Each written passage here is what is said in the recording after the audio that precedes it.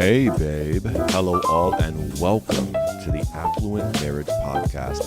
You're listening to one financial coach, one educator, talk about living a rich and full marriage through generational wealth building principles, authentic two-way communication, and everything in between to become a couple that lives in love and walks in wealth. Your legacy begins here. Wow. We should show bloopers from today's. Because this is our third take. Because this is our third take and we've been laughing a lot. Third take, but let's be real. It's our third take of the first 30 seconds. We've not even gotten 20 seconds into the show. This is just the first take. The first take, Kim just started talking as if this is your show. Yeah, I didn't mean to. I was just having a casual conversation. I Right. was like, wait, hold on. I was like, can I say my intro, please? Sorry. And then the second take, you were just laughing the whole time. I was laughing because of what you said and the way you said it. He was very snarky and he said a comment that was very funny. And it was just... It just rolled over into the episode. That's all right. It kept me Look, laughing. babe. We're survivors. I'm a survivor. Maybe that's why I'm so giddy, because cheerful I know right that now. tomorrow is going to be is the beginning of a week where we're finally getting back to normal. I'm so excited. Right. People need to understand that we went on spring break. We spent vacation with grandma, our kids. If anyone has children, they understand. You understand that when your kids are on vacation mode and they're at grandma's house, they lose all sense of routine. Yeah. And it's just, Totally they're a hot fine. mess. I'm trying to get them back on track when they come home. But back up before that, we talk about this even last episode, we talked about this. The beginning of March, pretty much all of March, one or both or all of us were sick, right? So there was just constant illness going in between the kids and stuff. So our schedule was just not where it needed to be. Then spring break. Then this happened. Tell them. Driving home on Easter Sunday, we decided to leave then so that it wasn't too bad in traffic. We get a call from my daughter, my youngest, daycare. So she goes to daycare full time just for the next month and a half. And so we get a text message and they say, hey, our building that we rent from has been sold to another owner, and the owner evicted us over the holiday weekend wrongfully. So we need to go and get the attorneys and get lawyers and all of that stuff. But effective pretty much immediately, there's no daycare. Right. Because not only was they were evicted, but it's not like their stuff was in the lot. They said their stuff was gone too. Gone. Signage, everything gone. She lost her business over Easter break weekend. So we're driving home and I was like, okay, now again, we talk about millionaire flexes, right? And so we're going to talk about what we think about the business and all that stuff. Obviously this is a horrible thing. No bueno. This is obviously not what you want as a person who's, in the business. Obviously as a person who has their child in daycare, I'm thinking about the other parents who have jobs and they're like, I can't afford to take another day off. So we're thinking about that. But we're just talking about us at the moment, right? There is a millionaire flex here, and the fact that I was like, okay, this is very unfortunate, but we're good. She can just stay with me, right? She can stay with me. We can still, obviously that's why I initially started staying, doing business so I could be more flexible with the schedule with my kids. But you also started daycare so that you could have more time for your growing business. Right. So that's a whole having other a story. child home for 5 days is not helping your growing business. Yeah. So it was a lot of moving. My schedule, my routine, the goals that I had for that week had to be completely moved, which was fine. I love being home with my girl. It was just different, So this whole week I've been with my daughter, still taking client calls, still trying to do sales calls, still trying to be mom. And it was just a lot doing that all in one day, but I was like, it's all good. And so this past week I had been calling daycares, interviewing daycares, figuring out what's happening with the current daycare that we're trying to get out of. And they are still charging me. And I'm like, don't charge me. I'm not here anymore. They are giving us a refund this Tuesday. They are giving us a refund. But still, it's just a lot of stuff was going on. But that was this past week. But I got her enrolled in a new daycare and she starts tomorrow. Yeah. We made it. So the reason why I bring that up is because I kind of want to talk about that whole millionaire flex that you were talking about, because we just had to completely shift our schedule. You had to have Peyton home for the entire week, and that really did kind of put a wedge in between you and your ability to do your business. But we received that truth that was happening And we didn't stress. We didn't panic because we knew that even if you didn't bring in a single dollar for that week, our bills were already paid. And the reason that is because we know our number. What's our number, Kim? Because you've been focused on this lately. Yes, I have $5,301.61. What does that mean?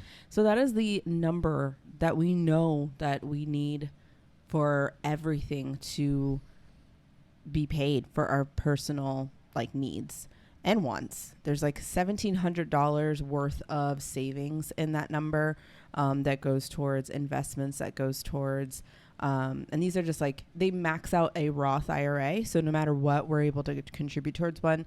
It's going towards our car savings, our, kids savings for tuition. It goes towards our own personal needs. Like if we wanted to go shopping or whatever, it includes that. It includes, all of the utilities, groceries, restaurants. It includes everything, $5,301.61.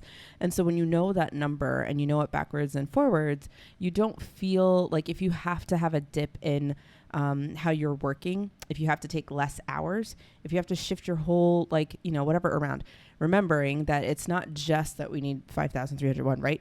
Because even behind the curtain, there's a 3 to 6 month of emergency fund. There's other funds that we've been given to, like at the categories I just mentioned, that have been filling up. And so when all of those things are occurring along with that, when you have 1 month that's just like low or not as productive in terms of what you want to bring in business wise, you're not freaking out. You're able to go, oh, this is inconvenient. Of course, happening so fast. It wasn't on my terms. But I can take this time and I can just, be in the moment. I had so much fun with my daughter. We went to the park like every day. It was so much fun to just spend time with her. And were there parts of me that were like, I really want to talk to this client, or I really have this idea that I want to, yeah, of course. Like that's just a part of me being a businesswoman. But it was a good week despite the disheveledness. But I'm itching to get back to like work. Right. And I want to unpack a little bit of what you said so that people kind of understand the freedom that you experience when you know your numbers, right? It's so good. Being able to know that number that you have to hit every month, there's so much freedom in that. You'd think, oh man, I have to get there. But it's not really like that, because we know that with my income alone, educator salary, that covers majority of it. Right. And then you only have to bring in like a little bit more, maybe like $800, right? Yeah. To hit that mark. And once we hit that, like technically you could take the rest of the month off if you wanted to. Now, is that going to be beneficial for your business? No, but you could do that. And you basically did take last week off if you want. Like you worked with people, but you basically took last week off to be with Peyton. And I love that you said the extra $1,700, because before we even touch, yes, we have a 3 to 6 month emergency fund and it's there and it protects us from nightmare scenarios like this. But the beautiful thing about that number, that 5,000 number you said, is that's not all like lights and gas and mortgage. And like, that's not what that whole number is. Like we can protect ourselves by even just like not paying our Roth 1 month or not paying, some of our sinking funds like vacation and clothing, right? True. It already has a built-in because savings, we know our numbers so well, we know our budget so well, we can go into it and say, you know what? We're not going to make as much this month, so we're going to take away from vacation, entertainment, take away from travel, and take away from gifts, take away from clothing. That has happened before. Auto repairs. That has happened before. Frequently. There have been, with the year that you stayed home because your dream was to be a stay-at-home mom, the year that we did that, and it was just my educator salary, we did that almost every month. Yep. And we I don't know that we ever really dipped into our emergency fund, we lived off one salary for that year. Yep. And I don't remember it being a year where we were like, oh my gosh, this is the worst. Nope. Because we knew we were shooting for something bigger. And I just think that again, like I did a training on this in my group like this past week because I was doing some quick analysis, like I do this all the time. I like work with numbers and I'm like, wow, that's amazing. Like if I wanted to supply my family, I would just need to bring in $11,000 in cash revenue, cash, like not will happen in the next 6 months, like $11,000 every single month. If I did that, then his business or his income becomes extra cash. I love that. throw towards whatever we want. So when people say like, how did you pay for your car in cash? How did you pay off this? How did you save up for that? How are you able to go to all these things at one time? It's just intentional, specific planning. Yeah, it's called living off one salary. It's called having a plan, having a budget, all those things that you're afraid to do. That's what we do. But we're not living a life that's like, oh my gosh, we don't get to do anything fun. Didn't you hear us last week? We're going on a cruise. Like, we're going on several vacations. We're opening different properties. We're creating different businesses. We're creating different streams of income. That is fun. I don't know what you're talking about. I will take the 2 years of how much we had to work. And like, even though, that 1 year that you were just talking about, that when I first started business, and last year were probably the lowest years we've had. I'll take 4 years of having intermittently years that are kind of like so for the amount of years that we've had to just have a good time. I don't know. Like, you have to, I don't know. That's just where I am with that. But so here's what I want to do real quick. First, I just want to acknowledge that this is Graham Fam we're talking to. Oh, hey, Graham Fam. We did not say hello to our Graham Fam. Listen, I'm going to be honest. Like, the 3 takes that we took to start in the first 20 seconds, and then also like this crazy story about our daycare being evicted, like, it really took a hold. Yeah. And I wanted to talk about it. Yeah. But hey, guys, it is so great to have you. Thank you guys for being a part of Graham Fam. Thank you. It means a lot to us that not only are you wanting to grow yourself, but you want to grow with us, because that's what we're doing here with you. We are growing every day with you. We're reading, we're studying, we're checking out other people.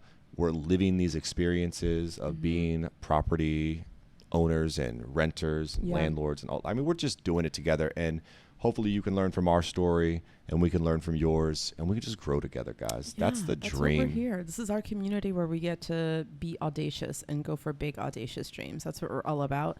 If we can do it as 2 educators who were making less than $60K a year, you can do it. That's really what we're for a while. We were 2 educators making $30K each. So that's what I'm 60 saying. is that what you said? Oh, okay. I was thinking together. like, sorry, I interpreted it as like I made 60, you made 60. I was like, girl, dude, half that. No, we made $60K together, and we were able to do what we were doing. And so if we can do it, we know it's possible for you to do it too. I want to flip this around, right? Because some of the people listening are business owners, okay? And you are a business owner. Correct. Life happens. You never know what life is going to throw at you next. It could be a blessing. It could be a nightmare scenario like this.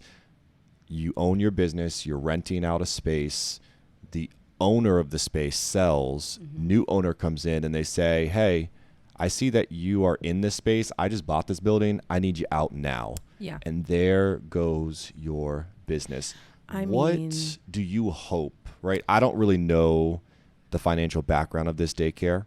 I'm sure they got plans, and I hope, they get, if it is a wrongful eviction, I hope that they get covered for their losses. Right. But what do you hope this business has in place to be successful during this like intermittent time of like turnover and change? If they were my client, one, even if they are going to get, and I really do hope that they do, get money back for all of the pain and suffering and all that stuff. Because I mean, think about it, like all these people that, the clients that they've created a relationship with, like we had to go. We've been there for a year. I wouldn't say it was something that we were like, oh my gosh, we love them so much and we've grown up with them. Like it wasn't really that type of relationship, but there are some people who were there for a really long time and they have to make a decision.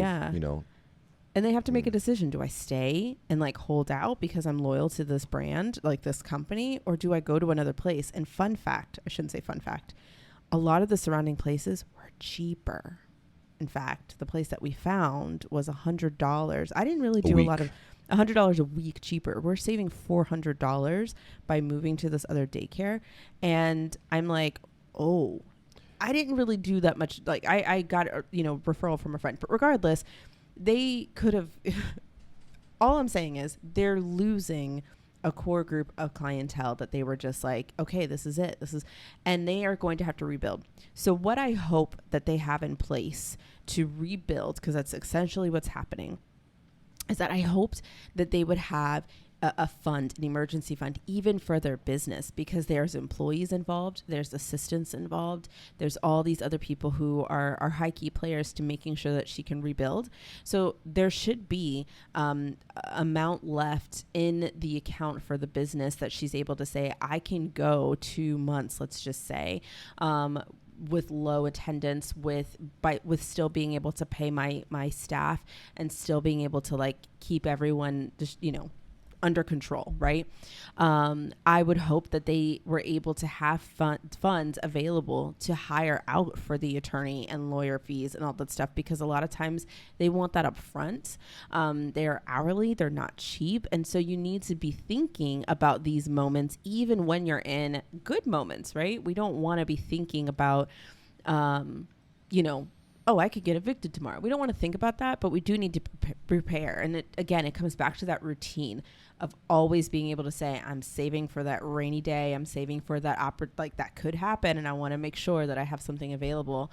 And I don't know, they had already done renovations to that rental space. I don't know, maybe it could have been like consistent conversation with the owners, whatever they choose to do in the future, having that consistent conversation so they know that if there's an inkling of a change, that their landlord would let them know. But yeah, I feel like that's what I mean. There's not much that you can do to stop the landlord from selling the space, but you can be prepared to make sure that you keep your clientele, that you keep your staffing, with just having funds available to be able to take care of it in the meantime. Yeah. And, I heard a couple of things there. And one of the things that you said is, whether it's your home or it's a business, you need to have an emergency fund. Mm-hmm. And you would be ignorant, naive, foolish, stupid to think that tough days aren't going to come, right? Oh, yeah. There are going to be good times in your business. The rain's going to fall. There's going to be a harvest. Your plants and your crops are going to grow. But you'd be a fool to think that there might not ever be a drought. Oh, yeah. Right? Farmers know that droughts happen. Right. That's why they have stock. That's why they have those silos full of grain. They stock up. They stock, right? And I just feel like there's so much. I mean, even animals do it. They stock for the winter. Like, yeah, don't be dumber than an animal. Like, I mean, even nature does it naturally. Why don't we view and not like hoard? Okay, there's a difference between hoarding and having money stored in all these different savings accounts and being fearful of them. But there's another way for you to be able to put money aside and be a person that's like, okay, I have to make sure that I'm going into hibernation mode. I have to put money in all these places, but be strategic. Have a plan. What is it for? Because that is where you're actually going to be able to feel more present. You can be more present when you're like, I'm not afraid of that storm that could come my way. I've already got that taken care of. Any like crazy storm that I could think of, I got it taken care of. Here's the other part I wanted to add on to that. We read Rachel Rogers' book, We Should All Be Millionaires. Mm-hmm. And here's another example of how life just happens, right? Mm-hmm. The pandemic. Yeah. Was anybody planning on that happening? No. Just all of a sudden you heard reports about a virus, coming out of China, from an area there, and it was spreading, and next thing you know, we had shutdowns, right? Yeah. I remember it being Friday the 13th for my school. It was like March 13th, 2020. But what Rachel did is she had to completely alter her business, right? She was doing high ticket offers. She was doing clients. She had a business, and then this thing went out, the virus happened and everything was shut down, and her business was basically shut down. And she had this moment of panic because, she feels responsible for her employees. She's like, I've got no money coming in. Right. I had these employees, they have families, I want to take care of them, but also I want my business to grow. But fortunately, she had the funds to still pay these employees for a little bit, and they completely shifted their plan, and they started lowering their ticket offers to make it more available to more people. And she had a surplus of people coming in. She made a ton of money, and she really thrived. I feel like that was during the pandemic. That was the year, or that was the month she did $1 million in a pandemic. I think it was during that summer. She was like, I feel like I could have my first $1 million month or $100,000 month. I feel like it was $1 million. But my thing is, she was able to pay her employees and pay them to do a different role, right? She said, this is what you're used to doing. I'm still going to pay you because I have a little bit, to pay for you. but I'm going to change your role and I now need all hands on deck. We're going to do this instead. Right. And with this daycare, if they have the money in place to still pay their workers, they can say, look, all hands on deck. I need stuff for these lawyers. Like, I need to gather data. True. I need to collect documents. True. I need to get this. Like, I need you to do this. You do this. You do this. Right. Because we're not making money off this daycare right now, but where we are going to make money is off our loss coverage. And I will say that, like, what she did, this daycare provider that was smart, is that she started asking other parents, do you have spaces, whether it's your house, do you have a basement, do you whatever, that we can use in the interim until we get a building secured? So they would send the staff into your home and potentially have other students. Now, that's not something that we were comfortable with and we weren't going to do. And, but no thanks. They're trying. They are trying. To be and so creative. I feel like that is a way, like, I liked that they were being creative with that. So again, tapping into your clientele that have known you, that have been with you. That's probably the clientele that were like, hey, we love you. We've been here. We're loyal to you. We're going to do what we can to help. Right. Again, we were only there for a year. I don't really know them like that. So I was like, we're good. We're just going to, like, skedaddle on over. But I feel like that's a great way to use the staff that you already have, continue to have the services that you've been using, and still be able to support the families, right? And even if you had a smaller amount of families, you're still at least bringing in income. And that's really the point, right? With this. So like, that's what I would do if I was, I guess, in their shoes. They're doing a really great job. Like, there's nothing they could have done to foresee that. I'm just hoping and praying that they had something available, like capital, that they could, like, okay, this is unforeseen, but we can weather the storm together.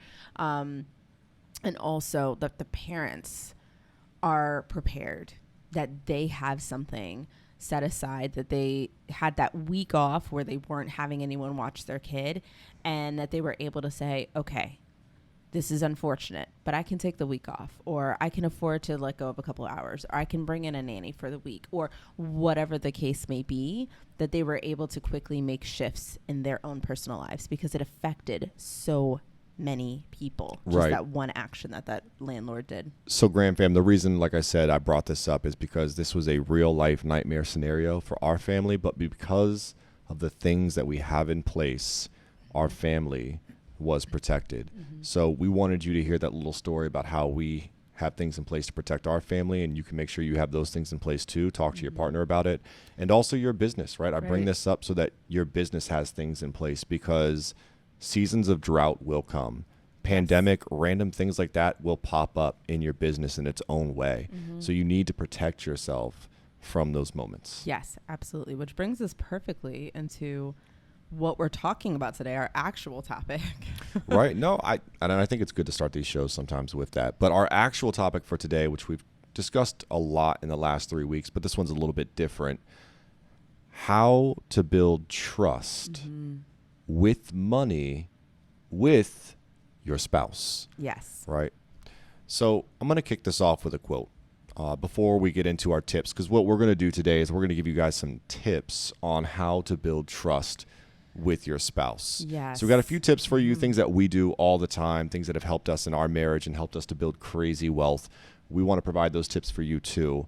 But first, a quote from The Secrets of the Millionaire Mind. If you have not read this book, I feel like we're like a broken record with this. You need to read this book. I was actually considering, I was talking to another person who does very similar to what I do, and she has her clients read Profit First because she works with mainly entrepreneurs. And I was like, that's a really good idea to make or have it be a part of your curriculum, that you have them read a book, because they have to want it for themselves, and you have to see the bigger picture.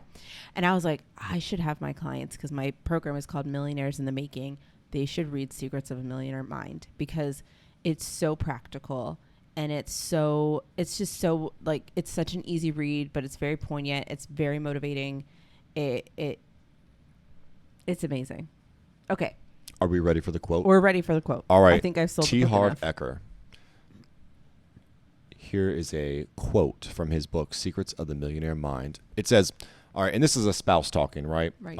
He's basically trying to bring people into his course so that they can build wealth for themselves and change their mindset and all that. And a spouse, a partner who's there alone, says, well, what do I do if I'm the positive one and I want to grow?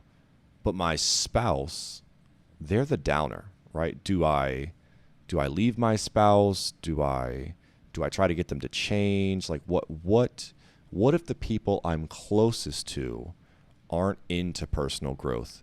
And even what if they put me down for it? This is a lot. I feel like majority of couples that I meet with, that I see, is this, right? It's one thing if your friends or the people you hang around are like making fun of you or whatever, or like saying something about what you're attempting to do in your finances or the personal growth that you're trying to do. You can escape that. You can make sure that your home is a space that like supports you. You can choose the people that you put around you. Your spouse is a different story. And I hear a lot of times that I'm trying as hard as I can, but my gosh, like he does not care, or she is like, always trying to sabotage or whatever. And I'm really trying hard. And so, yeah, this is what we hear a lot. So we're going to just talk about this today. Right. So let me take this quote. So I'm going to continue it. So this was the question that was asked, and now this was Harv's response to the partner. He says, look, first, don't bother trying to get negative people to change or to come to this course. That's not your job. Your job is to use what you've learned to better yourself and your life. Mm-hmm. Be the model. Be successful. Be happy. And then maybe, and he stresses, maybe, they'll see the light in you, and and want some of that light. Again, energy, he says, is contagious. Mm-hmm. Darkness dissipates in light. People actually have to work hard to stay in the dark when the light is around them. So your job, Harv says, is simply to be the best you can be. Yep. And we don't doubt that it's hard. We don't doubt that it can be more stressful to have somebody else who's just constantly like, what are you doing? Why are you doing this? Right? It's like as if you'd like to have that coach on the sidelines as you're running your race going, you got this, you can do this, I'm with you. And to have the complete antithesis while you're still running, that race is a lot harder to run. So I don't doubt that is difficult. However, you have to keep taking one step forward. And for the most part, it does take time, but the females that I work with, their spouses, by the end of the time, they I'm not saying they're 100% like right there and they're like at the table and they're like, let's talk about stocks, let's talk about saving money. But they are seeing a change, a shift in how they are communicating. They're seeing a shift. They see the value. And like, oh my gosh, we can buy that? Oh, I didn't even know we could, right? And they're like, and the wives are all like, yeah, do you know why? Because we've been saving money. Do you want to know how? And they're like, okay. You know what I mean? But they're starting to get it. And over time, it just becomes more of a, oh my gosh, this is working. Now, do they want to, it's normally the men. Do the men want to say, it was thanks to that financial there's coach. Pride. There's pride. This financial coach you hired was the best purchase you ever made. Nope.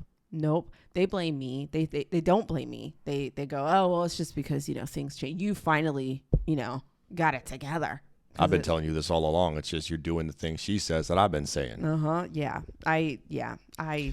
Men get it together. Yeah, no, I love that it says darkness dissipates in light, because here's the deal. When you go and do the things that you should do, right? Whether it's, you're buying protein shakes and your wife is like, dude, why are you spending all this money on protein shakes?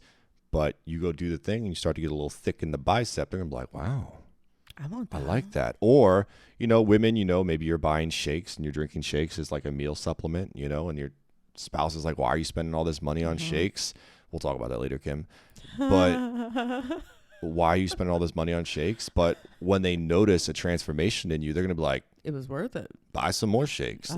They might question it at first, but if you go and be successful, if you go and be happy, be the model, what are they going to say? Like the proof is in the pudding, Right. Numbers, data doesn't lie. Like if you're happier, if you're skinnier, if you're wealthier, if you're whatever, what are they going to say? The numbers don't lie. I will say this. We're going to bring in a movie reference. Do you Oh, remember I'm excited. I'm going to nail this today. Legally Blonde? Well, you just told me the movie, so now I'm not going to nail it. No, I'm not going to I thought I was going to guess. I was excited. I was like, all right, here we go, trivia. It wasn't a quote. I was just saying there's a scene in the movie Legally Blonde, not the musical. Well, I've never seen the movie, so you've already lost me. But the musical, I have. Okay, I've seen the musical and the movie. And the movie, I know backwards and forwards. I used to watch that all the time. But the movie Legally Blonde, there's this like, you know, it's always that it's quintessential early 2000s like teeny bopper movie where there's like a musical montage and she's like, I'm gonna do this for real. It's like the chip on your shoulder part. It's like that, but it's like, yeah. And she gets the laptop and she's like working in the library and she's like super serious and like she's like, I'm gonna get it done and everyone else doesn't believe in me, but I'm gonna do it. And then she goes to the court or to the class and she like, you know, raises her hand and she answers the question correctly and all the class goes because she's finally doing it correctly and they believe in her because she already believes in herself. Like this is literally what you're doing, person listening to this podcast. Like you are the person. You have to rise up and be like, I don't have anyone else to maybe support me, but I know that I support me and I know that I'm worthy of this. And so I need to go out and get it. And that's what I need to do. I need to prove it. Like get that chip on your shoulder. That's right. You know what? I love that here at the Affluent Marriage Podcast, you know, I will give you some sports analogies and you'll give them Legally Blonde analogies. Legally Blonde. Honestly, any 90s movie. Early 2000s. We'll give you a little bit of everything here at the Affluent Marriage Podcast. Musicals, sports, you know, you name it. We got you. We'll got sing to you. All right. All right, you ready? Let's do this. Building trust. Building trust with your spouse when it comes to money is essential for a healthy relationship. Agreed? Agreed. So here are some tips to help you build that trust. Our first tip that we'd like to give you guys is, it's pretty big. It is. You're gonna find that we're gonna say it often because it's so multifaceted. It really is a part of every single tip that we're gonna share today. The first one is be transparent. Share all. Do you know what that word all means? Emphasis on all, my friends. All means every single thing. Everything. Share all financial information with your spouse, including your income, your expenses, any debts you have. Avoid keeping any financial secrets or holding any financial information from your spouse. All.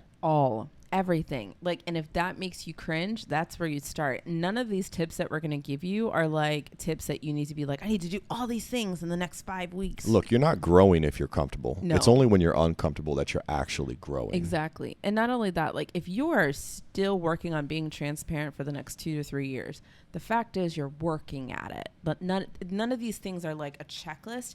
It's all happening at the same time. Like it's all happening. As you're working on being transparent, all of these other things that we're mentioning are going to be coming into place as well. So Kim and I have been watching Love is Blind, and I'm not going to give any spoilers. And really, it's been me that put us on to Love is Blind because you're like, I don't know about this season. Yeah, you weren't about it, but now you love it. And people love it. But listen, here at the Affluent Marriage Podcast, we give you everything. So we're going to talk about Love is Blind for a second. There's a couple, and I'm not giving any spoilers here, but there's a couple named Brett and Tiffany. And they have a moment where they're close to being married, and they are kind of coming together, living in this apartment, you know, in, what is it, Seattle? Yeah, Portland? they're in Seattle. So they're in that area, and they start to have a little bit of a financial conversation, and they're trying to figure out how to put their finances together. They don't want to have a joint account just yet, but they certainly want to split, you know, the bills in half, and like, you know, you pay this half, I pay the other half, and they're trying to figure out like expenses, like, well, you know, it seems like you buy a lot of things and you're a very like bougie, expensive person. And like, I'm kind of like minimalistic. So they're really trying to sort this out. And I think this is good to note too, that Love is Blind is like, they literally meet each other sight unseen, decide that they're going to get married. And it's all within the next like 4 or 5 weeks. It's like within a month they meet their love of their life and get married. So there's a lot of stuff that's happening, which is why these conversations are so kind of like, do we even want to put our money together? I'm not quite sure, which is why we were saying in this one, being transparent. It's one thing to have a conversation and have a connection with someone heart-wise and like mentally, like you are my soulmate. That doesn't mean your money is good. It doesn't mean your money management is good. And honestly, add in the money management part, and all of those things you fell in love with that person can be like bottom of the list, because this is the thing, the money that we're constantly fighting over. It affects everything. All of a sudden, the things that you loved in that person, you're like, I don't know. Literally quoting them, right? They said, I don't want it to be like, hey, I've got the rent this month, and then you get the rent next month, and then, you just Venmo me or whatever. It's like, I don't want to have to Venmo you money. That's a roommate situation. Yeah, that's literally that's what not they said. Spouse. That's a roommate. But listen, would you advise Brett and Tiffany to join their accounts? No, not I at wouldn't first. either. I wouldn't Not either. at first. And tell them, because normally we do say that, right? But why for this situation did we say no? So, and this is the thing about money management and being transparent and understanding how to build trust. Just because like what we're talking about is 12 years in the making, okay? And these are things we've been practicing and refining. These people have just met each other. It would be ridiculous if we were like, okay, now you have to join everything, and now you have his debt is your debt, and now you have to that's a lot of pressure to put on a new couple, right? So I think the agreement. When you say new couple, I mean you mean like a 3-week couple, literally fresh. Like you wouldn't do that if you were dating someone. Like I don't think that that's necessary for this couple in this very unique situation. So for them, I would be like, I think it's fine that you're saying, hey, let's figure out what's happening. You take care of these utilities, I'll take care of that. But here's my caveat for them. The caveat that I would mention to them is that you need to make sure that you come back to the table every single month, that you talk about, here's what I did spend, because eventually the goal should be that we are in a joint account, that we are very clear on what you're spending, what I'm spending, because eventually we're going to have to buy a house. We're going to have to get ready for our future children. We're going to have to go on this vacation. And I don't want it to be on you or on me. I want us both to be able to have a conversation, and I want you to know how much I have to put into place, and how much I have to put into place. And we were just talking like, what if Tiffany makes less, right? Like, or if Brett's making more, or if she decides to be home because she wants to be with her kid. Like, I mean, there's so many different scenarios there. You don't want the fact that, well, what's yours is yours, and what's mine is mine, and we don't share. Like they need to know what's going on in each other's world so that they can be able to change and refine habits before they're comfortable being able to say, okay, we can go ahead and do this together. So it's a process for them. And it's a process for you too. Wherever you are, it doesn't mean that you have to have these conversations and immediately say, we have to jump from step 1 to step 21. Whatever is the next best step. Maybe we both can have a conversation about this specific bill, and we can say we're doing this in the joint account. Like it's a constant refining and conversation that has to be had to get to the point where you are. So what I heard from that is, even if your accounts are separate, you can still be so transparent that you know exactly what Brett's income is, what Tiffany's income is. You can be so transparent that you know exactly what Brett's expenses are, what Tiffany's expenses are, and they could write this down. They could come together at the table and say, this is how much I earned this much, this is how much I spent, this is what I spent money on, right? So you know exactly what's going on in my world, and I can know exactly what's going on in your world, and we can hold each other accountable and say, oh, dude, like with your income, like you spent $300 on Starbucks this month. Like, are you happy with that? Is that the norm? Is that what you want to do with your wealth? If it is, like, cool, we'll make it a line item and we'll try to work with it. But if our money's not right, like that might be something we consider. And obviously, like one of the things that I tell couples to do all the time is to not start necessarily with the numbers, start with the dream, start with the priorities. What do you want? Like, what do you want? Do you want to be able to live in a McMansion? Do you want to be able to have a nice car? Do you want to be able to fully fund your investments? What does that look like? What's the number that's connected to that? Like really map out those big dreams, those big goals, and start putting them down on like a list of like the top priority of what can be done in the next quarter versus what can be done in the next year versus 5 years versus 10 years. Like be that clear about the priorities that you're going after, because then it informs your spending. Because if I and you and me are both on the same page that we'd love to have that McMansion in the next 2 years, that means that you and I have to have different spending habits so that we can put money into the general pot for the down payment. You know what I mean? So like it's those types of conversations when you start with the end in mind that it informs the habits that you're doing on a daily basis. Right. And this is such a massive tip that I want to talk about it a little bit more, because it's being transparent is everything. It really is. When it comes to finances, like no stone can be left unturned. You got to just uncover everything. So you made a comment about what if Tiffany made less, and maybe Brett felt like, well, I make literally everything. You're just home, or whatever. I know, but I just need to say it because some people believe that limited belief. So let's say that's his thought process. You and I really can't relate to that notion in the sense that for the first 9 years of our marriage, we were both educators. We were both making the same exact amount. So we never had this feeling of, well, I make all this and you make, like, we don't have that same. We were doing the same grind. Right. Relatability to that. So basically what I'm saying is this has only been for the last maybe 2 years that you've made, 2 or 3 years that you've been a 6-figure business, and you've been blowing me out of the water as an educator, right? I mean, so I think one of the things that helped us is because wasn't always like that. When I first decided to start my business, I was not making a lot of money because I started off doing LuLaRoe. So I was a boutique owner. I was not making a lot of money. Remember that $800 that he was talking about earlier? I think at the time it was probably $400 because we had we had less expenses. We didn't have 2 kids at that point, whatever. We didn't have tuition that we were worried about at that point. So it was I just had to bring in $400. And that's all I really needed to do. And so that's all I was focused on. And it felt really like, oh my gosh, this is weird. Like not making a lot of money and it's different. Like I felt like even in the conversations we were having about money, I felt like I don't really have much to contribute. And so it was different. So what we did was we hired, a coach, and a lot of people, I don't talk about it too long because it was such a short stint that sometimes I forget, but it really was the catalyst for us having better conversations and for me being able to build my business on, because I was so unsure as to how I was able to contribute and how I was able to build this business. There wasn't really a lot of information about how to make sure that you're building your business financially. There's a lot of talk about how to build your business with sales, but not a lot about how to make sure that you're sustainably building a business that will last and sustain you so that you don't have to work every day, right?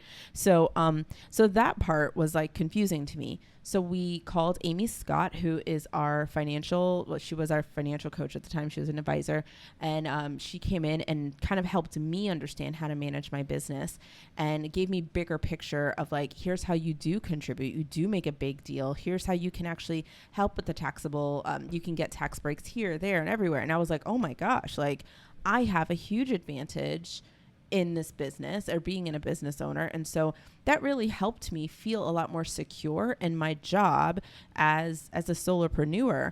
And so it really helped me become more transparent, because let's just talk about this. There are so many couples that I meet too, where the female, right? Because I work with female entrepreneurs. I don't know why you have to keep saying that, but maybe you never know when it's a first time listener. So I work mainly with female entrepreneurs, and many of them are starting their business without an understanding of how to manage their money. And if they don't know how to manage money in your home finances, don't you dare think it's going to be easier when you start a business. It's so much harder, so much more to keep up with.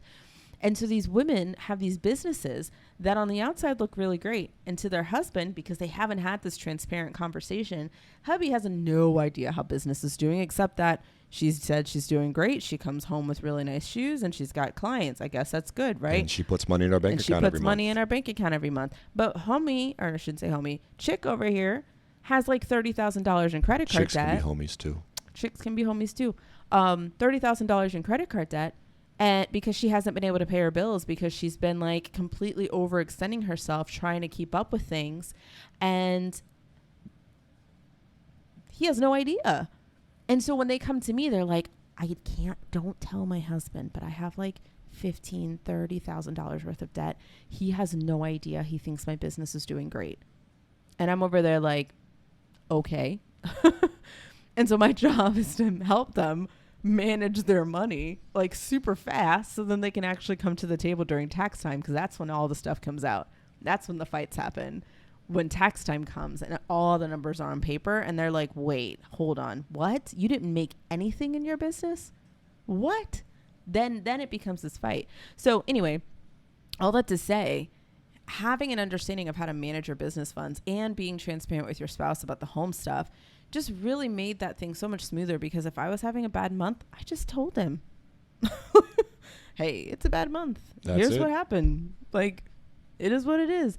There's no secrets. It's just, again, guys, this is your best friend. It's almost like in the tip we just read, it said, be transparent with your income. Right? That's what you have to be with your business. You have to be transparent with the income. Yep. Is it a low month? Be transparent. Yep. Is it a great month? Be transparent. Be transparent with your expenses, right? I had to hire a coach, or I had to purchase this material for whatever. Like, I'm not going to have as much income because I had to have a business expense. I literally just had this conversation with him, because I had a couple of clients, literally every one of my clients that needed to pay the first week of April had some type of issue happening with them, and they weren't able to pay their invoice on time, which meant that I was behind in making sure that I was making sure I'm paying the family. So I'm like, hey, I'm going to be a couple days late. It's cool. And I was like, hey, that's fine. That's cool. You know, we're going to be fine. You know, because I make educator money. I'm balling. He's got a consistent paycheck. Right. So be transparent with the ebbs and flows of the business. Something that I love that Amy Scott, our financial coach, told us was, you know, she said that a lot of partners tend to just let their spouse run their business and they really don't get involved with it. But she really encouraged me to be a part of your business and to ask those questions, you know, to say like, hey, how are we doing this month? What are we looking like? What are your expenses?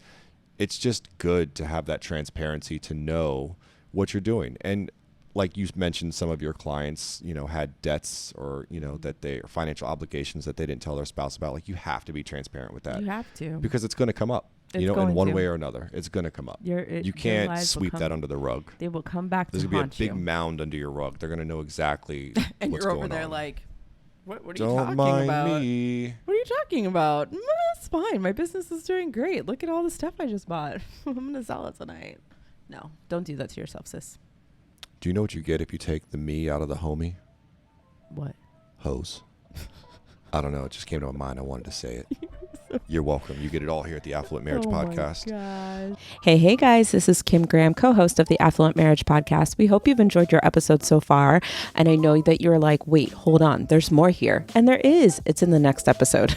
We hope that you guys are going to join us over there. And in the meantime, if you're waiting, join us on Instagram at the Affluent Marriage Pod, because we'd love to connect with you, converse with you. We want you guys to message us, see how you're doing and how you're enjoying the podcast. We want to hear all of those things, and we cannot wait to help you live in love and walk in wealth in the next episode. See you guys soon. Bye.